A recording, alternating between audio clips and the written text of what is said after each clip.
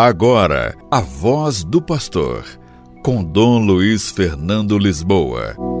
Louvado seja nosso Senhor Jesus Cristo, para sempre seja louvado. Queridos irmãos e irmãs, hoje, dia 11 de julho, a Igreja celebra São Bento Abade, que é padroeiro de toda a Europa.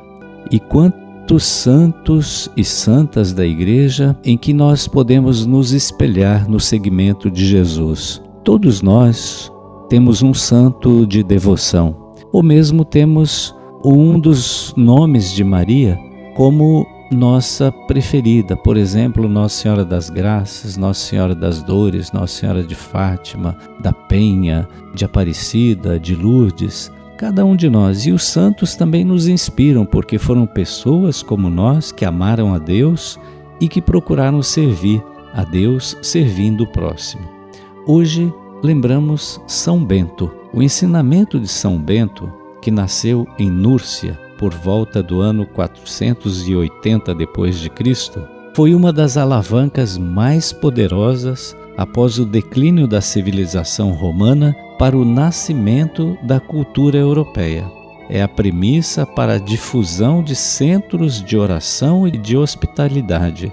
Não é apenas o farol do monacato, ou seja, da vida monástica, mas também uma fonte providencial para peregrinos e pobres. Deveríamos perguntar-nos, escreveu o historiador Jacques Le Goff, a quais excessos as pessoas da Idade Média teriam chegado se esta grande e suave voz não se tivesse elevada. Uma voz sobre a qual se deteve o grande biógrafo de exceção, São Gregório Magno, no segundo livro dos Diálogos. Para São Gregório, Bento é um astro luminoso, em uma época dilacerada por uma grave crise de valores. Ele pertencia a uma nobre família da região de Núrcia. Segundo a tradição, no lugar onde se encontrava a casa natal do santo, foi construída a Basílica de São Bento. Sua vida, desde a juventude, era dedicada à oração. Seus pais, bastante ricos, mandaram-no a Roma para garantir-lhe uma boa formação. Ali, porém, narra São Gregório Magno, encontrou más companhias, amigos viciados, que viviam ao léu. Então Bento deixou Roma e foi inicialmente para a localidade denominada Enfide, e depois, por 3 anos, viveu como eremita em uma gruta em Subiaco, que se tornaria o centro espiritual dos beneditinos, chamada Sacro Specco. Este seu período de solidão foi uma preparação prévia para outra etapa fundamental do seu caminho, Monte Cassino.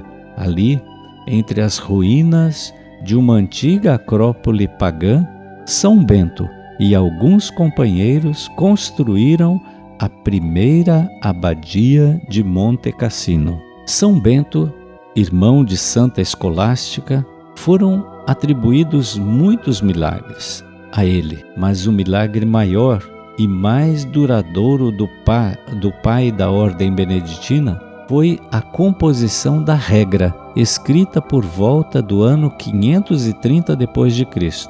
Trata-se de um manual, um código de orações para a vida monástica, para a vida monacal. Seu estilo, desde as primeiras palavras, é muito familiar, desde o prólogo até o último dos 73 capítulos. Bento exorta os monges a ouvirem com o coração e a jamais perderem a esperança na misericórdia de Deus. De fato, ele escreveu: ouça, filho, os ensinamentos do Mestre, dê-lhe ouvidos com o coração, receba com agrado os conselhos de um pai que lhe quer bem, para se dirigir com o rigor da obediência àquele do qual você se distanciou por causa da negligência e da desobediência. São Bento, fundador dos monges beneditinos, é considerado o pai do monacato, ou seja, dos mosteiros, dos monastérios. Aqui em nossa diocese nós temos o mosteiro das monjas carmelitas, mas em outras partes do Brasil, em muitos lugares, estão os monges beneditinos. E há outros monges de outras ordens religiosas e de outras congregações. Assim como há as monjas, há também os monges de espiritualidades diferentes, de congregações diferentes, mas todos eles dedicados à vida contemplativa, ou seja, à vida de oração. A vida religiosa tem essas duas possibilidades: a vida contemplativa, são os monges e as monjas, e a vida ativa, que são as muitas congregações que trabalham com educação, com saúde, na assistência social, na pastoral. Por isso nós conhecemos muitas irmãs religiosas que trabalham em diversas atividades da igreja, mas tem as contemplativas, como as nossas do Mosteiro São José, que se dedicam ao trabalho e à oração. Ficam dentro dos conventos, porque a sua vocação é a oração. Rezar pela igreja, rezar pelo Papa, rezar pela diocese, rezar pelo mundo inteiro, pelas muitas chagas, pelas muitas feridas da sociedade. Os monges são dedicados à vida de oração, à contemplação. E São Bento, nas suas regras, ele disse assim que o ócio é inimigo da alma. Ócio é a desocupação, é o não fazer nada, é a preguiça. Por isso, os irmãos devem dedicar-se em determinadas horas do dia ao trabalho manual e em outras à leitura dos livros que contêm a palavra de Deus. Oração e trabalho não se contrapõem, mas estabelecem uma relação de simbiose. Sem a oração não é possível encontrar a Deus. A vida monacal, definida por São Bento como uma escola de serviço ao Senhor, não pode prescindir do compromisso concreto. O trabalho é uma extensão da oração. O Senhor, recorda São Bento, espera todos os dias a nossa resposta concreta aos seus santos ensinamentos. Então vejam que beleza que foi a regra escrita por São Bento para os seus monges, que depois passaram a ser chamados de beneditinos, mas que foi uma regra que inspirou as regras de muitas outras ordens religiosas e congregações, sobretudo as de vida contemplativa. Então hoje vai a nossa oração especial por todos os contemplativos e as contemplativas.